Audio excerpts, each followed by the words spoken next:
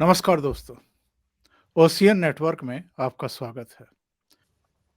विजय जी बहुत पुराना समय नहीं हुआ है। अभी 10 साल पहले तक, 12 साल पहले तक भी बिजली के बिल जमा करने हों, टेलीफ़ोन का बिल जमा करना हो, गैस सिलेंडर लेना हो, रेलवे से कहीं जाना हो, विंडो पे लंबी-लंबी कतारें लगती थी और घंटों-घंटों खड़े होना पड़ता था धूप में, पसीने बहाते हुए। आज सब कुछ चेंज हो चुका है, आपकी मुट्ठी में एक मोबाइल फ़ोन है, स्मार्टफ़ोन अगर आपके पास है, तो आपको कहीं किसी लाइन में जाकर के लगने की ज़रूरत नहीं है। फ्लाइट का टिकट बुक कराना हो, कैंसल कराना हो, गैस का बिल भरना हो, पीएनजी का, सीएनजी का, पेट्रोल का भुगतान करना हो, डीज़ल का भुगतान पेट्रोल पंप पर करना हो, कुछ भी करना हो, डिजिटल जो करेंसी है या जो हमारे तौर तरीके हैं, उन्होंने बहुत आसान कर दिया है। इसके अलावा जब हम बाहर निकलते हैं गाड़ी लेकर के तो हम देखते हैं कि जो लंबे-लंबे जाम लगे रहते थे सड़कों पर और बड़ी तंग सी सड़कें हुआ करती थी। कई बार तो 2-2 3-3 घंटे हम जाम में फँसे रहते थे।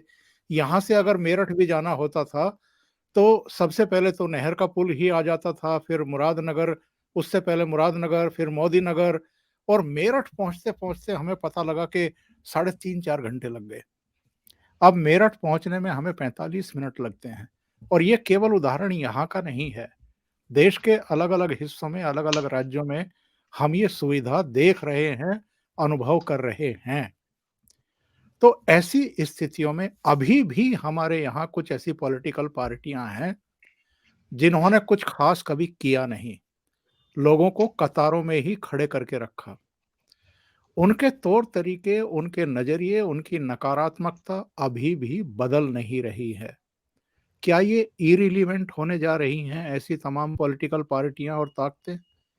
अगर वो नहीं सुधरेंगी तो क्या लोग उनको निकाल कर के जैसे मक्खी को फेंक देते हैं दूध से, इस तरह निकाल कर के फेंकने वाले हैं? बिल्कुल सही है सर। देखिए, एक उदाहरण मैं और दे देता हूँ।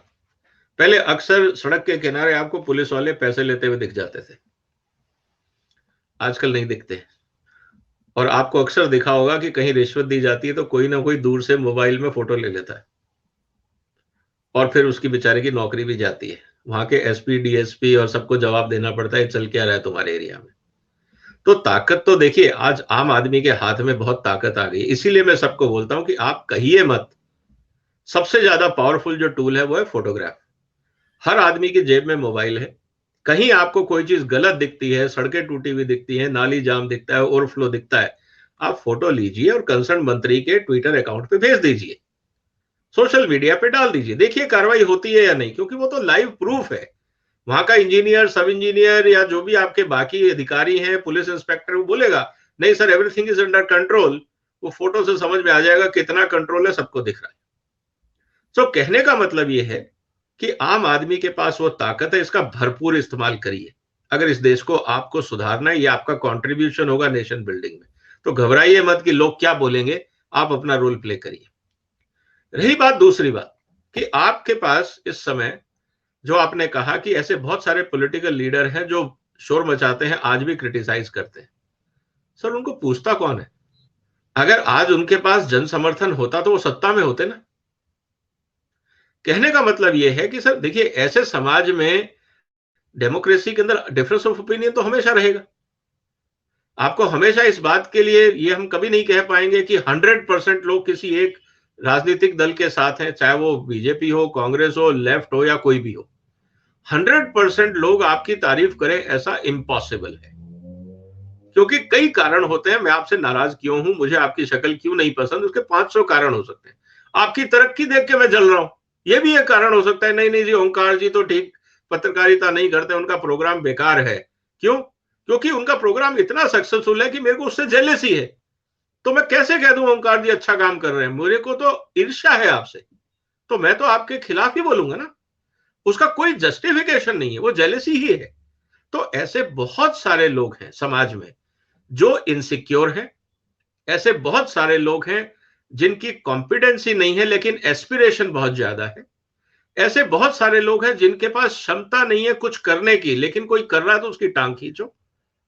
तो ऐसी नेगेटिव विचारधारा के लोग समाज में रहेंगे और रहे हैं और आने वाले दिनों में भी रहेंगे।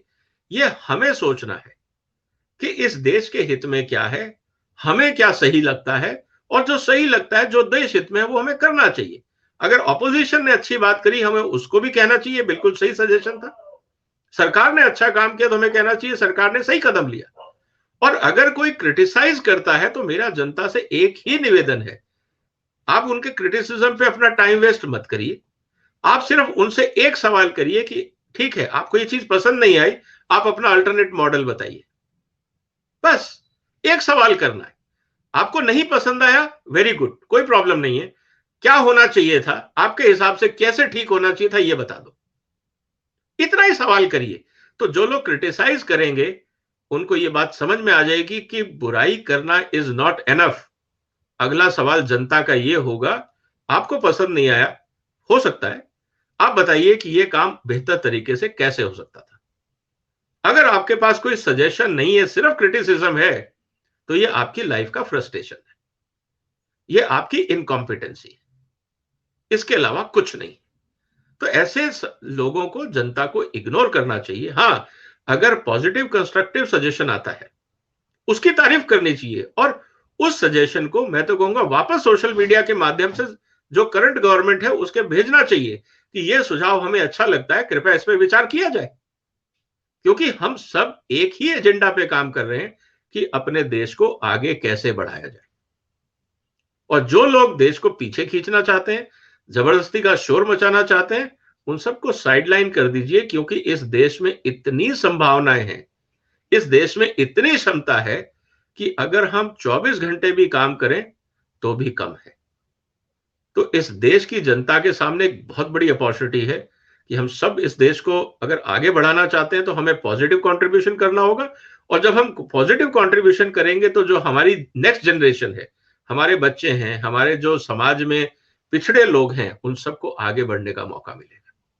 ये हमारे ऊपर है, हम उन नेगेटिव फोर्सेस को इग्नोर करें। अगर क्रिटिसिज्म के साथ सजेशन आता है और सजेशन अच्छा है, उसका समर्थन करें, उसको आगे बढ़ाएं।